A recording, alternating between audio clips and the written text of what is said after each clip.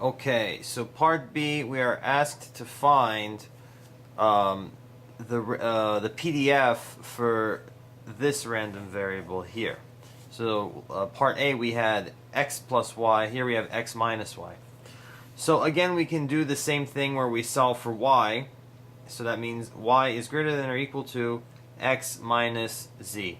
Now we have to be careful because there are two different solutions. There's one for when z is greater than 0, and there's another one for when z is less than 0. So first let's consider the case where z is greater than 0. So y greater than or equal to x minus z is going to be everywhere above this line. However, we have to remember that we're only considering the case where x and y are greater than 0.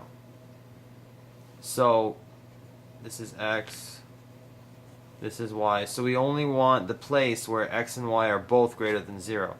And that's going to be this area over here and beyond. So to find big F of z, we have to do the integral. So we have this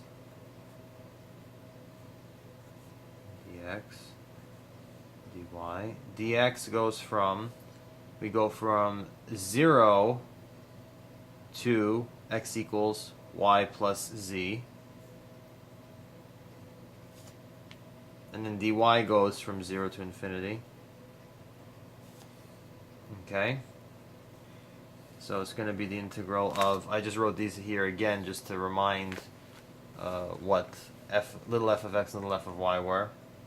So we have minus x e to the minus y, dx dy, 0, y plus z, 0, infinity. Now this equals, so we have to do dx first, so it's going to be, we have 0 to infinity, e to minus y, and then we have minus the integral minus e to the minus y plus z plus 1, because it's a minus minus e to the 0 dy.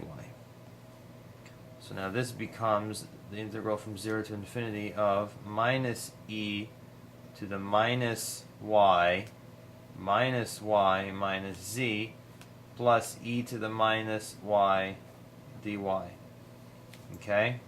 So now I want to separate that into the sum of two integrals.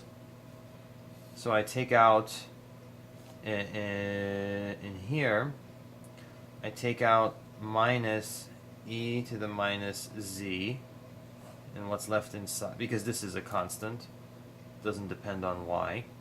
So I have this in here, plus integral from 0 to infinity of e to the minus y dy. And what I'm left with, I have this outside because it's a constant. So then I have minus, the minus, we have 1 over, minus 2. But evaluated at infinity first. Well, e to the minus infinity is just 0, so we have 0. And then we have a minus minus, right? Because we have minus from the integration and minus from here. So it becomes a plus. E to the minus 0 is just 1 over 2. Forgot the 2 because when we integrate this, we bring down the 2. Okay. Plus. And similarly, we have the same thing here. Except we have a minus 0 is just 0 because at e to the negative infinity is 0. And then e to the minus 0 is 1, so we have minus minus becomes plus 1. So this turns out to be minus e to the minus z over 2 plus 1. So that means that, I'm just going to separate that, little f of z is equal to the derivative of this. So what's the derivative of this? We take the minus down, so it cancels that minus, but we stay with the e to the minus z over 2. Now this is little f of z for z greater than or equal to 0. But now we have to consider the case where z is less than 0. Let me just... Okay. So now we got to consider the case where z is less than 0. So let me draw my little axes over here. So when z is less than 0, z will be here. So this point over here, we have to be careful. So remember, we have, again, y greater than or equal to x minus z. This is for z less than 0. So that means z is a negative number. So what's this point? That's the point when x is, when y is 0. Well, because z is a negative number, x has to be minus z. I'm sorry, this is the point when x is 0. Sorry. Excuse me. So when x is 0, when y plus z is 0. Right? But z is a negative number, so y has to be minus z, which is a positive number. Here is the point when y is equal to 0, so that means x must equal z, which is a negative number. Okay. So, now the area that we have to consider is for this guy, x greater than 0 and y greater than 0. So that's only going to be in this region over here and beyond. So big F of z is equal to this integral.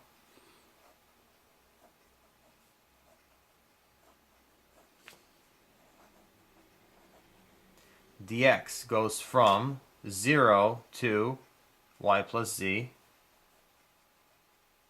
and y now goes from minus z to infinity. So it's a little different. 0 to y plus z minus z to infinity. And the way I got these points, because I was paying attention to the fact that z is a negative number. So in order for x to be 0, y has to be minus z, which is going to be a positive number, plus a negative number gives you 0, right? Well, a positive number plus the negative of itself gives it 0. So, and the same thing for this point over here. So that's how I got these points. And that's very important for the limits of the integration.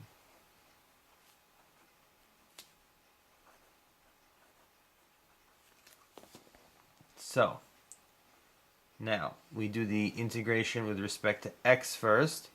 So we're left with this, this should be minus z. From minus z to infinity of e to the minus y. And we have minus e to the minus y plus z minus minus plus 1 dy. And now we can take out minus e to the minus z. And I'm separating this into the sum of two integrals. So we go from minus z to infinity of e to the minus 2y dy plus the integral from minus z to infinity e to the minus y dy. And now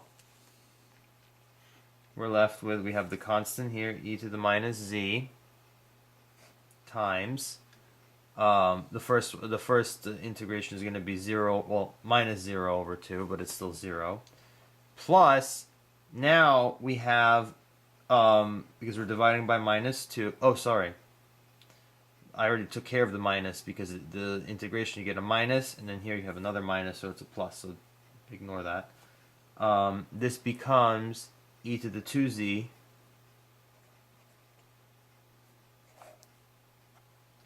because minus z times minus 2 is just minus 2z. Here, the first limit of the integration we get minus 0, and then we add in the minus z, so we just get e to the z. And the minus minus is why we get the plus.